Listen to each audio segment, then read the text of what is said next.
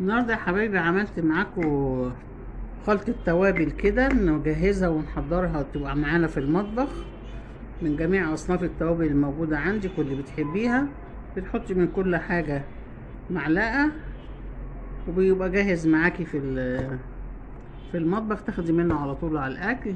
يا رب تعجبكم الطريقة. خشوا الفيديو شوفوا احنا عملنا مكونات ايه من التوابل.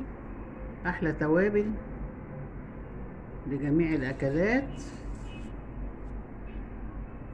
يا رب يعجبكم حبايبي. خشوا الفيديو وشوفوا احنا عملنا التوابل دي ازاي. السلام عليكم، ازيكم حبايبي، عاملين ايه؟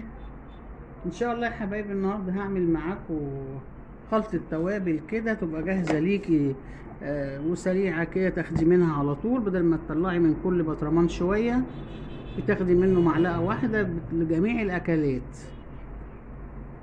طبعا انا عندي كان بهارات هنا في البيت كتير، بس مش كل الانواع موجودة عندي، فانا اشتريت من عند العطار من كل حاجة حبات قليلة كده علشان خاطر ما يتركنش عندي. وهبدأ اخد اجمع منه اعمل بيه برطمان التوابل الجاهز ده. برطمان توابل شامل كل حاجة من جميع اصناف التوابل.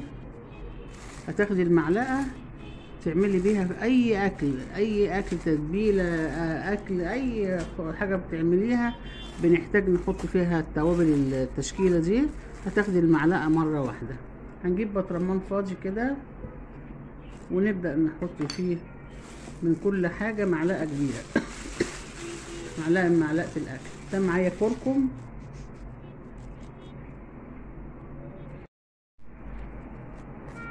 كركم، هنبدا نحط معلقه كبيره كده كركم اهو.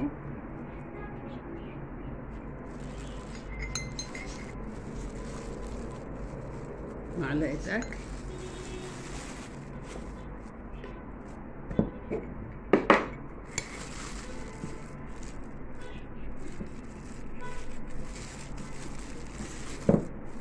معايا توابل اللي هي السبع بهارات برضو دي هنحطها برضو ملي معلقه اكل كده.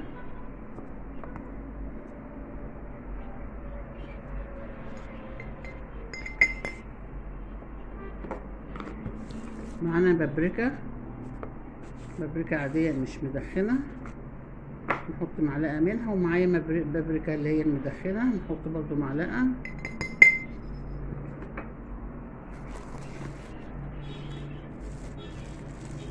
الحاجه اللي انت ما بتحبهاش يعني واضحه قوي اكتر من التوابل التانية قلليها براحتك. يعني لو حابه البابريكا قليله قللي، لما تحطي معلقه كبيره ممكن تحطي معلقه وسط. دي بقى بابريكا مدخنه لوحديها لسه جايباها، فهحط برضو منها معلقه.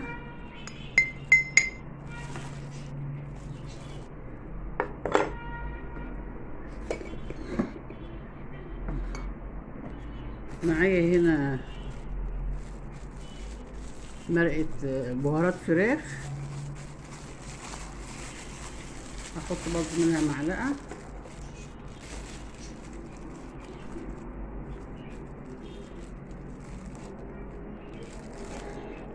ده بهار فراخ. ومعايا جنزبيل هنحط برضو منه معلقه. البطرمان ده يا حبايبي لما يكون موجود عندك هيسهلك على طول وانت واقف في المطبخ، بدل ما تقعدي تطلعي من البطرمان ده من البطرمان ده. هي معلقه هتفيدك عن ده كله، تكوني مجهزاها كده جاهزه معاكي على طول، بتفتحيها وتاخدي المعلقه منها.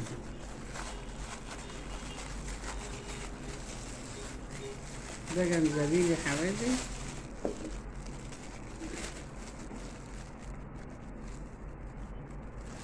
هناخد برضو منه معلقه اهو. دي شطه برضو هنحط حبه شطه، اللي بيحب البهارات بتاعته سبايسي حط حبه شطه.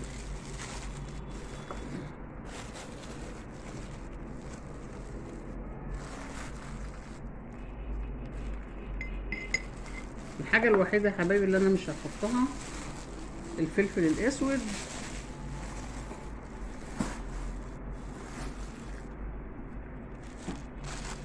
ده كاري، هم حبة كده بتوع معلقة برضو هفضيهم معاهم كده. الحاجة الوحيدة اللي مش هحطها يا حبايبي عشان ما انساش اقول لكم عليها الفلفل الاسود، لان انا بحب اطحنه طازة واحطه طازة، عشان كده مش هحط منه.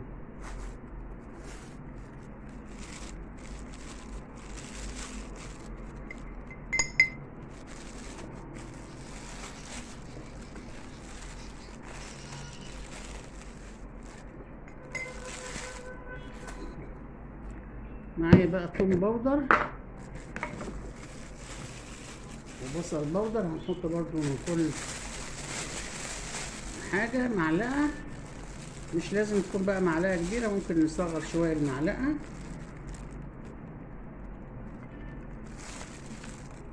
بلاش المعلقة الكبيرة.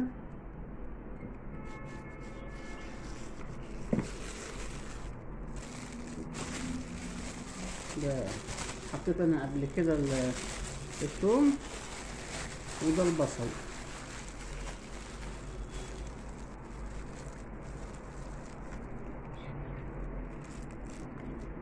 برضه هنحط معلقة حلوة وسط كده.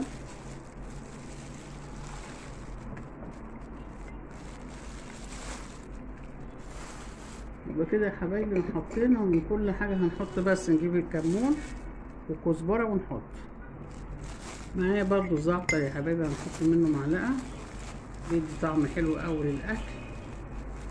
لو عندك بقى بقدونس أو كزبرة متجففة ممكن تحط.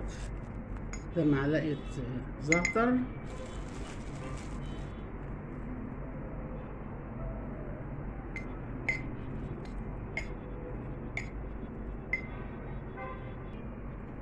هنحط معلقة كزبرة،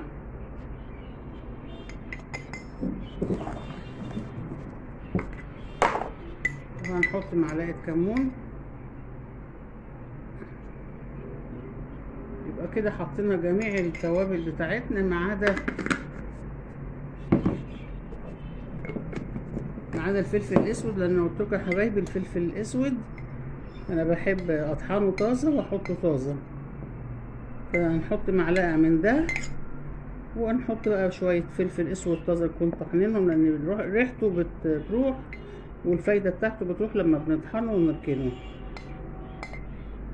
هنقلبه بقى كله في بعضيه، يبقى عندنا كده احلى توابل مشكله بنطلعها ونستعملها سهله على طول، ما بتاخدش معانا وقت وما نقعدش نطلع كذا بطرمان ونحط منه.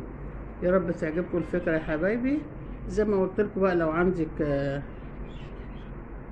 بقدونس مجفف، كرفس مجفف، كزبره مجففه، ممكن تحطي برضو من كل حاجه معلقه صغيره معلقه صغيره.